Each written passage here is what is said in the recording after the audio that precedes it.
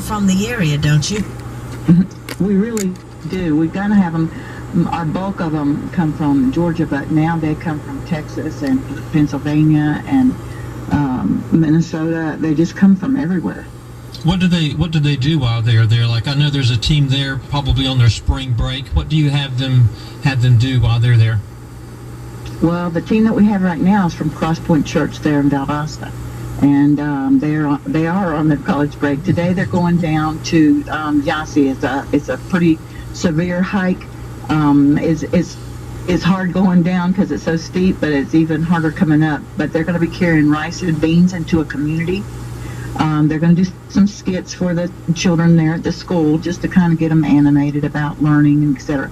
They'll share the gospel, and then they'll get back up the hill, and that's what they're going to be doing today. But they bag the rice and the beans, and then they put them in little backpacks and then carry them down to the children, and then the children end up using the backpacks too.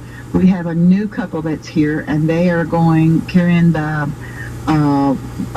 what is it? It's right there at Valdosta. The Bible is the book club. What do you call it? The Mailbox Club. Mailbox Club. Right. So they carry that material down there once a week. They have 2 schools that they go to, and they've just started another cycle of it. And so, anyway, we're real excited about that. Yeah, she's Honduran and he's North American. Well, that's cool because the Mailbox Club is just, it's great as far as having doctrine and stuff laid out, getting your girls into a good foundation.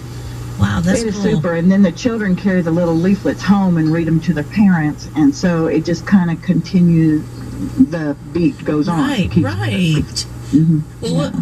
Well, if someone's listening, like, I've heard about Pam, or I want to know more about the girls down there and the ministry, how I can get involved, where would be a good place for them to go for information? There is a website, of course. It's www.sikm, and people say you can remember it by Sikkim, but that's sikkim.org, and they can go there and see the teams that come and some of the girls. But I also have a blog page that's myhonduranhome.blogspot.com. Which is one of my favorite things ever, because you're such a great writer, and just the things that happen. That's so sweet. Oh my goodness, we love hearing about it. Well, how can people listening right now that may not be able to go to Honduras to help you, how can they pray for you?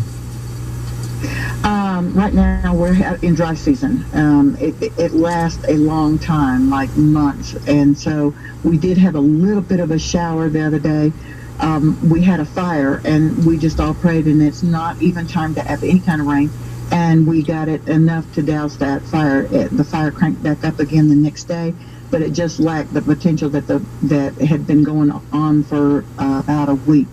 So we just need prayer for rain right now. Pretty much everybody's finished picking their coffee, and they dry it out on drying pads or on tarps or something like that. So we're just needing prayer for rain right now. What about physical needs for the girls? Yeah, there's always that. We always have things going on health-wise and etc. But pretty much our girls are in a pretty good, healthy situation. Good. Pray about sponsoring the girls to go to school. That would be great.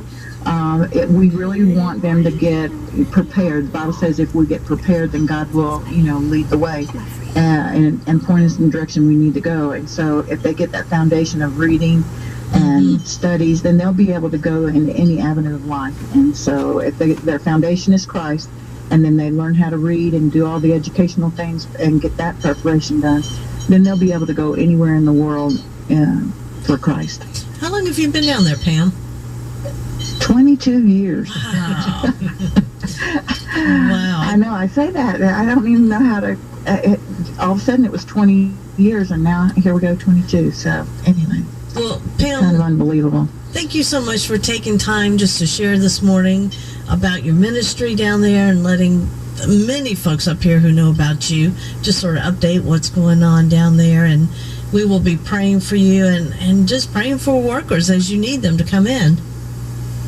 Okay, I appreciate that. I appreciate y'all calling. I've always listened to your radio station. I was back listening when it was wafting on the brilliant side. That has been a while, yes. Thank you. Y'all have a good day, and appreciate you checking in with us, Pam. All right, thank y'all. Y'all be blessed. You too. Talk to you later, Pam. Okay, bye.